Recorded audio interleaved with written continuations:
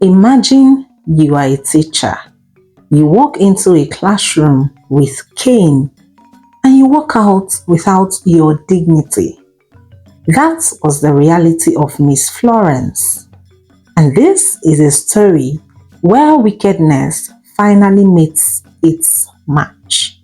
So sit tight, grab your chin chin, and let's dive right into this interesting, humorous story. Some time ago, there was a popular government secondary school in Iyanedu. It didn't look like trouble from outside though. The walls were cream colored, a bit faded, but clean. The gate was wide open because the school believed in free movement. The school compound was sandy and it was swept every morning by tired junior students with grass brooms.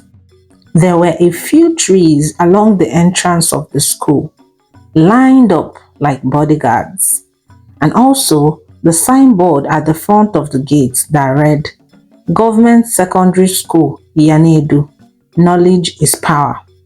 But inside those walls, knowledge wasn't the only thing with power. In fact, the almighty Miss Florence Apan was the main power all on her own. She taught civic education, but don't let that deceive you.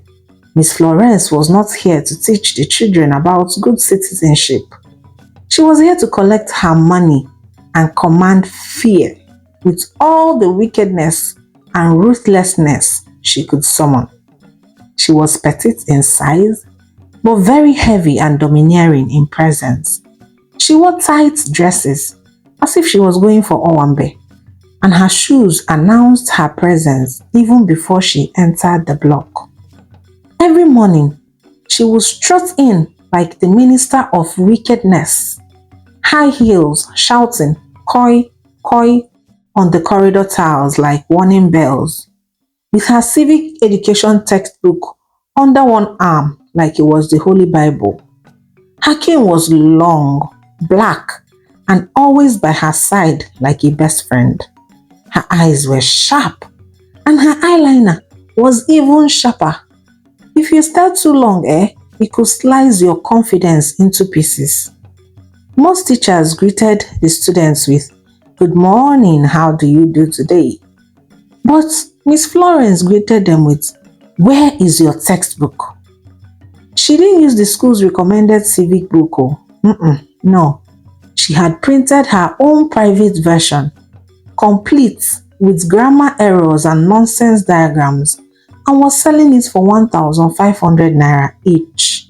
The government had said textbooks were not compulsory, especially in government schools where not all the students could afford them. But Miss Florence Nightingale no gree, because she had one private press in Surulere printing her personal civic textbook, and she was making 1.5 per student like it was her side hustle. Joel, the class clown, once calculated and whispered, if she gets 300 students, that means 450k per term. Mama no dey play oh. But unfortunately, he said it too loudly and she heard it. That day, he received 5 strokes of cane and a new seat at the back row. Listen up, you brats. If you don't buy my textbook, she would shout, pointing her cane like she was casting out demons. Forget about passing civic, because you will repeat this class. Shall you hear me? Most of the students bought it out of fear. Some tried to borrow, others prayed for miracle. Every week, she would write textbook defaulters on the board and one by one line up her victims like a communion line. She would then flog, insult, and threaten them all for 1.5. Miss Florence was a terror. Even SS3 students feared her shadow. One Monday morning, after the assembly, as JS1 students had just settled into the usual wahala of the day, there was no teacher in the class yet. Everywhere was kind of rowdy. Some were fighting over chair. Another person was selling pen from his locker. And the class prefect was already shouting on top of her voice, trying to coordinate everybody. Then, she came quietly, just after the morning bell. Her name was Kosara. She didn't rush, oh. She didn't even look around. She just marched straight to the back seat. Her uniform was the same as everyone else's. White shirt and teal green skirt. But on her body, the uniform looks like it had survived war. The skirt was slightly big, and her sandals had clearly walked the journey of life. In her hand was a transparent nylon bag, and inside it was one 60 leaves notebook, a biro, and absolutely no textbook. She was tall, dark, and quiet. Her face was calm, but it carried weight. The kind of weight you see in people who have carried too many things in silence. When she walked into the class and said softly, "Good morning," a few students replied, "Good morning, ma." Yes, ma. Because even though she wore the same uniform, she didn't look like their mates. She looked way older, more grown and more grounded, like someone who had lived 10 lives and finally just wanted to sit down in peace. One boy whispered, "Who is this auntie that they registered in just one?" Another girl near the window giggled, "Or is she the one going to teach us today?" But Kosara didn't answer anybody. She didn't smile. She just walked straight to the back of the class, found an empty bench and sat down and brought out her notebook, minding her business. She didn't talk too much and she definitely didn't try to make any friends. Before long, gist started spreading across the J1 block. Her name spread fast. Kosara, a 25-year-old woman in J1. She had been a housemaid since she was 10. So she had been passed from one madam to another, like puff puff at a wedding ceremony. None of them ever sent her to school, till this one house finally pitied her and registered her in a government school. But all these were gossips. No one dared to say it to her face. She didn't look like someone who would argue or gossip. She just looked like someone who knew what she came for and meant business. And so she stayed at the back of the class, watching and observing. The week crawled into Thursday, and that was the deadline Miss Florence had given for textbook payments. If by Thursday you don't show me your textbook, just prepare your back. I'm not even playing, no. By 7:30 a.m. that morning, she had arrived in school as usual in one tight red gown that held all her flesh together. Her wig sat like a crown on her head, excessively bobbed, and her lashes stretched out like she wanted to fly away from house bills. But behind all the shakara was her true weapon, a long dark cane that had crashed more dreams than WAEC results. When she entered JS1B, the atmosphere changed. Even those who had textbook still adjusted their posture. Some quickly brought out their receipts and began fanning themselves with it like it was ID card. You could definitely taste the tension in the air. Miss Florence walked in slowly, tapping her cane against the blackboard like she was tuning a radio station. Then she turned around, smiled, the kind of smile that spelled, "You guys are in for a treat." And with bold strokes, she wrote on the board, "Textbook defaulters." It looked like a Nollywood movie title. She returned to the class with her eyes scanning everywhere like a barcode. "You know yourselves. Oh yeah, stand up." So one by one, they stood up, trembling like onions in hot oil. Some of them had excuses. One boy said his elder brother was bringing it that afternoon. Another one swore his own got missing during the morning devotion. Even a girl tried to show her auntie's civic test from 2005. But Miss Florence wasn't here for stories. She called names like a nightclub bouncer reading VIP lists. Joel, Mercy, Ibrahim, Peace. That new auntie at the back, what's your name again? Cos what? Kosarama, the girl said quietly. Miss Florence rolled her eyes. All of you, come outside here and kneel down. See, if your spirit is weak, you better go and drink water. Because after flogging you today, you will forget your name. Then the flogging began. 3 strokes here, 4 strokes there. Students flinched. Some screamed. A few hissed through their teeth. One boy tried to dodge and got double for being slippery. But when he got to Kosara's turn, it was different. She stood slowly, brushing imaginary dust from her skirt. Her face didn't change. She wasn't afraid. She didn't even feel tension. She just exuded that same quiet, tired, calm energy. She walked to the front and knelt down without being told. And then she waited. Miss Florence paused for a second, somehow taken aback by her composure. Then she asked, "Are you deaf?" "No, ma," Kosara replied with a soft voice. "So where is your textbook?" "I don't have." There was silence. Miss Florence narrowed her eyes. "So you just came to waste space in my class, Abi? You think this is Mama Put's joint? You will explain to my king." And with that, the first stroke landed hard at her back. Ah! Kosara didn't move nor flinch. She just remained still and kept her eyes forward like a soldier on parade. Miss Florence blinked and then she tried again. Ah! Still no reaction.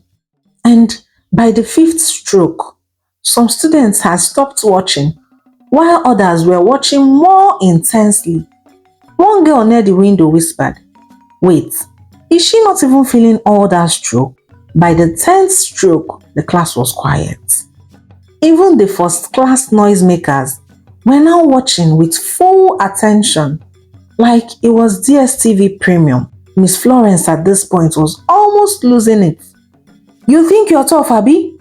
You are doing stronghead for me. After flogging you today, you will know." Kosara then raised her head up and looked Miss Florence straight into her eyes and said calmly, "I've seen worse." "Ah, you see that reply, He did it." Miss Florence lost whatever patience she had left. She began flogging Kosara like a generator on full choke. She wasn't even counting anymore. 11, 12, 13. She flung her whole body into it. Her arms were swinging and her cane was dancing. But Kosara stayed still. She remained silent and grounded. By the 20th stroke, Miss Florence's breathing had changed. Sweat gathered at her hairline and her wig had shifted to one side. Her hands were now shaking and was beginning to pain her. And yet, no shaking from Kosara. I mean, no crying, no screaming, just stillness and endurance. At that moment, the power dynamic in the room felt like it had shifted, and even Miss Florence seemed to have sensed it. She dropped the cane slowly, adjusted her wig, and hissed like a disappointed lioness. "Just stand up and go back to your seat before I break my cane on your back, stupid girl." Kosara stood without a word, dusted her knees, and walked back to her seat. She didn't even limp or look at anyone. She just sat down and began to copy notes she borrowed from a classmate. But everybody knew, including Miss Florence, that that was not the end. The next morning came like a trap that had been laid by time itself. As the sun rose gently, Miss Kosara entered the school compound with fresh wickedness pumping through her veins. Her red lipstick looked like it was applied with vengeance, and her gown today was even tighter than yesterday, a yellow gown that clung to her like an apology. She strutted past the staff room without greeting anybody. Her heels was announcing her rage. Coin, coin, coin. She was ready. That foolish girl, the one who embarrassed her by not reacting, she would teach her today. What nonsense! 20 strokes and not even one ah. If not for these school rules, I would have used plank. Yes, let's see if she used juju udeshi. The truth is, her hand was still paining her from the previous day, but anger had numbed it. She was coming for Kosara, and this time it would be personal. Bah! The classroom door slammed open. Jeswambi fell silent. Everyone had seen the look on Miss Florence's face. She wasn't here to teach civic. She was here to make noise with cane. She walked in like thunder and shouted, "Everybody stand up!" They all obeyed and stood up. She turned her eyes towards the back seat. "Kosara!" Kosara stood slowly and calmly, like she was expecting it. She then adjusted her uniform and moved to the front of the class and stood still, looking straight at Miss Florence's eyes. "Where is your textbook?" she asked. "I don't have." Miss Florence lifted her cane with a dramatic swing, aiming for her shoulder. But just as it was about to land, Kosara caught it mid-air, clean and sharp with one hand. The whole class gasped. One boy near the window shouted, "Jesus!" But Kosara didn't flinch, and her eyes didn't shift from Miss Florence. She gripped the cane tightly and firmly like iron rod. And then, without a word, she pulled it out of Miss Florence's hand. And in one move, she turned the cane around and gave Miss Florence one hot slap on her face. "Towai!" Then another one. "Towai!" And then she started landing strokes and strokes of cane on the teacher's back and began to sing a new song like "Twa ba, twa ba." Miss Florence staggered back as her hands danced around like broken fan. She couldn't believe it. The students too couldn't believe it. Then after that, something wild happened. The classroom erupted. One girl screamed, "Auntie don't turn, oh." Ha! She has finally vexed. Another boy jumped from his chair. "Give me space, please. Let me land my own slap." "No, it's my turn. She flogged me last week because of textbook." Another added. Chaos broke loose. Students rushed forward. Even the quiet ones, the backbenchers, the textbook defaulters, and everyone joined in like they were possessed. They pushed, kicked, and slapped. It was like 10 years of pain had exploded in 1 second. Miss Florence was swallowed in a sea of tiny fists and loud revenge. Her wig flew across the room and landed near the dustbin. One earring was missing. Her yellow gown was no longer centered. It had shifted to one side as one button had popped open. Her shoes came off and was nowhere to be found. "Yay! Yay! Please, oh, please!" she cried, trying to cover her chest. But Jeswan wasn't hearing English that day. Someone shouted, "Today is the day the Lord has made, and it is marvelous in our eyes." Another one yelled, "If you flog me, I flog you." Simple mathematics. From outside, it sounded like a riot. Chairs were lifted and desks shook. Biros flew up and down. The entire Jeswan block vibrated like generator on overload. Finally, the noise attracted attention. 2 male teachers ran in, and when they entered, they froze. Miss Florence was on the floor, wigless, breathless, and speechless. Her face was white, and her mouth was open. Her gown had slanted to one side. One leg of her shoe was missing. Kosara stood in front, holding the cane like she was waiting for round 2. But the fire in her eyes had faded. Now her eyes had returned to the quiet they were used to. "Jesus Christ," one teacher muttered. They then rushed forward and dragged Miss Florence away like a 50 kg bag of rice. Students stepped back, panting, sweating, and very proud of themselves. The entire school was still buzzing from the war that broke out. in Swambi. Some called it a riot, others said it was deliverance. But one thing was sure, the cane had changed hands, and now it was Judgment Day.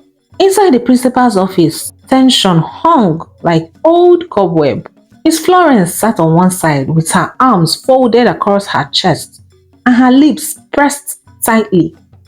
Her face was still swollen with pride and leftover bruises from the beatings.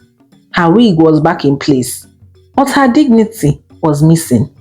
She adjusted her black gown, cleared her throat, and snapped. "Principal Ma, I want this girl suspended. She beat me like a criminal. What nonsense! What rubbish!" Her voice rang out loud enough for two teachers at the corner to pause and join the listening party. At the end of it all sat Principal Ireti, a firm, fair, and unbothered woman. She wore a simple Ankara blouse with her glasses sitting low on her nose and a face that had survived over 20 years of student drama. But this one was new. She didn't shout and she didn't interrupt anybody. She was just listening quietly and carefully. After listening to Miss Florence, she quietly asked, "Miss Florence, how many times have I warned you about this your private textbook hustle?" Miss Florence blinked and stammered, No. Don't ma me. Did the ministry not send circular? Did we not have a full staff meeting where I said textbooks are not compulsory? But ma, it's civic. They can't pass civic without, they can't pass civic or they can't pass your civic. The principal cut in, calm but deadly. Because what you've been doing is business and not teaching. Miss Florence was breathing fast now. She adjusted her wig again, feeling so embarrassed. Principal Ireti turned to the other side where Kosara sat calmly with too much composure. She had her nylon bag on her lap and her eyes fixed straight like someone used to explaining herself to people who already did not care. The principal leaned forward and asked, "You, Kosara, why did you retaliate? You should have come to me. Why didn't you report it instead of turning my classroom into WWE?" Kosara paused for a moment. Her voice was soft, and then she began. "She's been flogging me every day, ma. Since I said I couldn't buy her textbook. She flogged me so much, some students even began to count. On Thursday, she gave me 20 strokes, and I didn't flinch. On Friday, she tried again, and that was when I snapped." "So why didn't you report? Beating a teacher is a serious offense. Do you know that?" The principal said. "I know, ma, but it's because I've reported many things before, ma." The principal's eyes narrowed. "And?" Kosara raised her head slowly and continued. "Nobody listened to me, ma. When I was passed from one house to another as a maid, I spoke. When my madams beat me, I reported. When their children slapped me, I told neighbors, but they all sided them. They always did. They said I was stubborn and that I talked too much. And so I stopped talking. I learned how to bear my pain and mind my business. But this one was too much for me. Everyday flogging, insults, threats, just because I don't have 1,500 naira. That is why I snapped, ma." The principal was tired at this point. Kosara's words carried so much weight. She then sighed and leaned back in her chair. For a moment, she just looked at Kosara with so much understanding. Then she glanced at Miss Florence, who was now holding her chin like he would keep her pride from falling to the floor. "Florence," the principal said slowly, "you broke the school rule, the government rule. You provoked that girl for weeks, and now it has turned to this. I warned you over and over, but you allowed money to blind you. This is not a market. It's a school, for crying out loud. Miss Florence tried to speak, but the principal raised her hand. I'm not suspending anybody. Not today.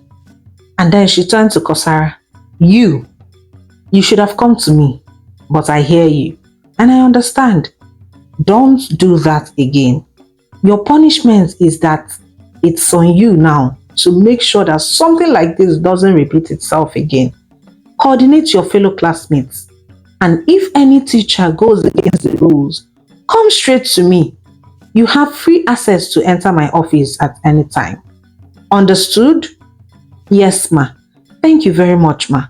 I apologize for my behavior, and I will take this duty you have given me very seriously, Kosara said, bowing her head. Good, the principal said as she picked up her file and declared, Case dismissed. Both of you may go. Kosara stood up, picked up her nylon bag and walked out quietly with her dignity intact. Miss Florence remained seated as if her body hadn't received the message. And in that moment, she realized what had just happened. She had gone to court expecting justice, and even though she got it, it wasn't the kind she hoped for.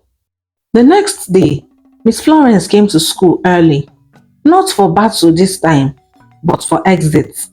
She didn't wear high heels nor tight dresses. She just wore a plain black gown, soft flat shoes, and a scarf tied neatly over her head like someone going for naming ceremony in church. She didn't speak to anyone, not even her seat partner in the staff room. She simply sat down and began to type. Her hands trembled a little as she typed.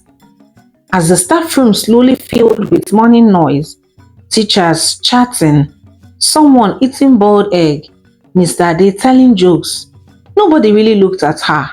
They were all intentionally avoiding her look. But they all noticed. They knew something was going on. Miss Florence was quiet. And after 13 minutes, she stood up, printed one single sheet of paper, folded it neatly, and walked to Principal Rety's office. She then dropped the letter on her desk without a word. The principal didn't look surprised. She simply opened it, read it briefly, then slid it into a brown file without even responding. And that was it. Miss Florence walked out of the office, out of the staff room, and out of the government secondary school, Iyanaidu, with no announcement. Just shame trailing behind her like loose shoelace. But the school didn't forget her so quickly. As she walked past the JSS1 block, students peeked through the window like they were watching Big Brother eviction show. One boy clapped and hissed. Some just whispered and murmured. By the next week, Miss Florence was already job hunting. She went from school to school with her file in her hand. But everywhere she went, they asked the same question. Do you have a recommendation letter from your last principal? She would pause, force a smile and say, It's complicated, sir. That was because Principal Rety had refused to sign any recommendation letter. I don't recommend wickedness, she had said without blinking. Of course, word spread fast. Both private and public schools had heard the news. Nobody wanted the civic teacher that got flogged by a JSS1. She became a name people dropped during gists. You remember that teacher with them beats for her own wickedness? It got so bad that even on the streets, students would point at her. Some would laugh as they passed. Good morning, Auntie Flogger, one boy said as he passed her in the market. She didn't answer. What could she say? So she started moving quietly and consciously avoiding areas where students gathered. And every night, as she sat on her plastic chair in that quiet one-room face me, I face you house, she stared into the wall and in deep regret. Meanwhile, in JSS 1B, peace had returned. A new teacher was assigned to teach civic, and they loved her. There was no cane and there was no shouting. And Kosara, she sat at the back seat as usual, taking notes with the same calmness she came with. Nobody dared whisper nonsense again, because even if she didn't have a textbook, she had earned respect. The end. Moral lessons. What did you learn from this story? I would love to read from you in the comments section below. As for me, I learned that wickedness is a seed, and one shall only reap what they sow. When you use power to oppress people, you may enjoy it too, but it won't last. It will only be for a while. But when the payback comes, it won't knock. It will just enter like a thief. So, treat people with kindness, especially those who can't fight back. Because the same people you look down on today might be the same people life will use to humble you tomorrow. And with that, we have come to the end of today's story, my Naya Padis. Thank you all so much for watching my videos till the end. You are the real MVP Paddy. Thank you all so much. I am so grateful. Please share this video with someone so that they can laugh and relieve stress. Okay? Please give me a huge thumbs up and drop your comments below. And if you've not subscribed, what are you waiting for? Hit that subscribe button and join the family of my MVP Paddies. And until next time, remember, don't let anyone dim your shine. Bye.